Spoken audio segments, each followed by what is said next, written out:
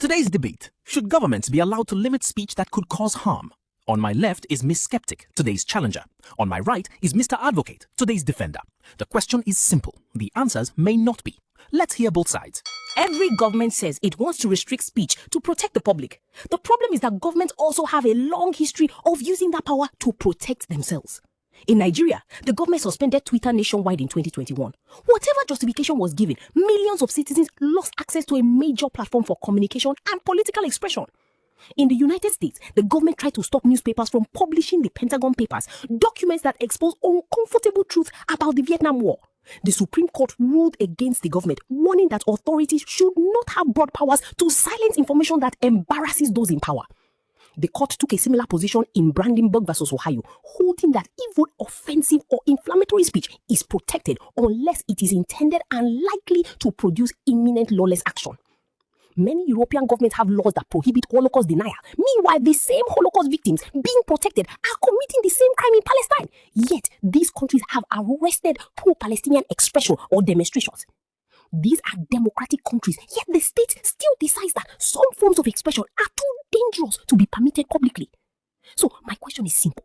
If governments get to decide which opinions are too dangerous to be heard, what stops tomorrow's leaders from deciding that criticism of the government itself is the next dangerous opinion? Freedom of speech is essential, but no right is absolute.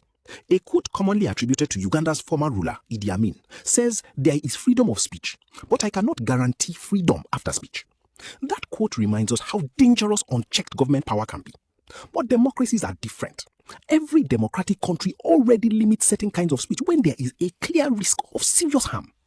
Germany and France do not prohibit Holocaust denial by accident.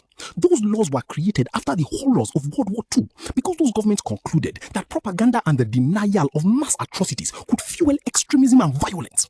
The United Kingdom has similar restrictions under the Public Order Act, which allows authorities to act against speech intended to stir up racial or religious hatred.